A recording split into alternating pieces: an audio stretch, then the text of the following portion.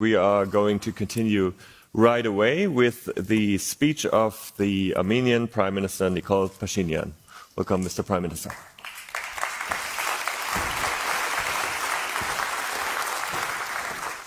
Thank you very much. Dear participants of the Copenhagen Democracy Summit, ladies and gentlemen, it is my honor and privilege to have this opportunity to share with you the challenges that Armenian democracy is facing. The good news is that democracy has indeed become a reality in Armenia. But what has changed for citizens of Armenia by real democracy?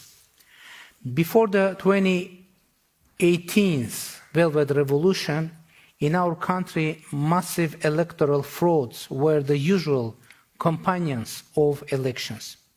There was no trust among the citizens that there is a real chance for them to elect and form the parliament and government. Now the situation is totally different. Citizens know that they are powerful enough to decide. The two general elections that were held in Armenia after the Velvet Revolution have been acknowledged as democratic, free and competitive both by the Armenian society and the international community. Armenia made huge progress in strengthening the democratic institutions, an achievement which is very well reflected in various reputable democracy indexes. Now we are the 43rd in the Reporters Without Borders Freedom of Speech Index, compared to 79th place in 2017. Categorized as having partially free internet in 2017 by Freedom House, now we enjoy the status of country with free internet. In the Transparency International Corruption Perception Index, Armenia is now in the 62nd place instead of 107th in 2017. In the Economist Intelligence Unit's Democracy Index, now we are 84th, compared to 111 in 2017. In order to assess this progress, it is essential to note that alongside democratic reforms, Armenia has been contending with external security challenges. 44 days war in Nagorno-Karabakh, invasion of Azerbaijani troops into sovereign territories of Armenia in 2021, in 2022, and occupation of more than 200 square kilometers of Armenian sovereign territories, with the indifference and inaction of Collective Security Treaty Organization, the forced displacement of more than 100,000 Armenians from Nagorno-Karabakh have casted doubts among Armenian citizens whether democracy is the right choice or maybe democracy means less security. So democracy needs to prove its efficiency while dealing with security, economic and humanitarian challenges. And we hope to see global democracy standing by us in addressing all those challenges. We are pleased with the deployment of EU monitoring mission alongside the Armenian-Azerbaijani border, and we welcome EU's decision to expand its capacity. On the other hand, we hoped for inclusion of Armenia into the European Peace Facility, and in this regard, we rely on the support of EU member countries.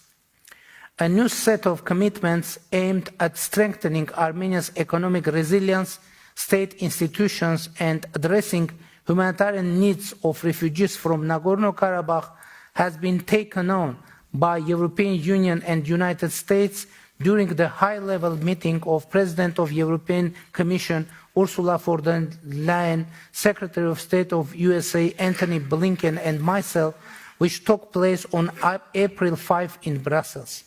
The rapid and effective implementation of those commitments is of utmost importance.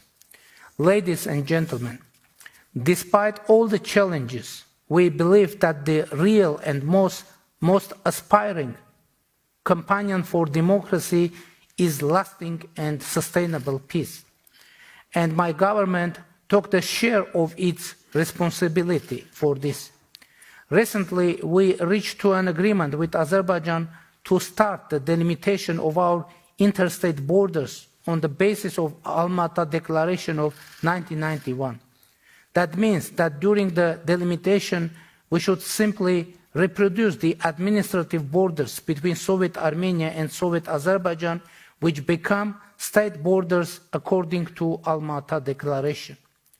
The start of border delimitation is the implementation of agreement reached during the quadrilateral meeting of October 6 of 2022 between the President of France, Emmanuel Macron, President of European Council, Charles Michel, President Aliyev of Azerbaijan, and me. It took place in Prague. Now it is time to incorporate and reflect those agreements in the peace treaty and have it signed. Another key point for our regional stability is the Crossroads of Peace project initiated by my government. This project implies that Armenia and Azerbaijan restore and open transport and other communications in accordance with the sovereignty and jurisdiction of the countries through which they pass and comply with the principles of equality and reciprocity. These elements of the concept were agreed upon during the meeting of July 15 on 2023 between the President of Azerbaijan and myself, facilitated by the President of the European Council, Charles Michel, and are reflected in the public statement made by President Michel as a result of the meeting. We are ready to move toward the implementation of what has been agreed. Ladies and gentlemen, before answering your questions, I would like to stress that democracy is a strategy for Armenia. In democracy we believe, in democracy we live. Thank you very much.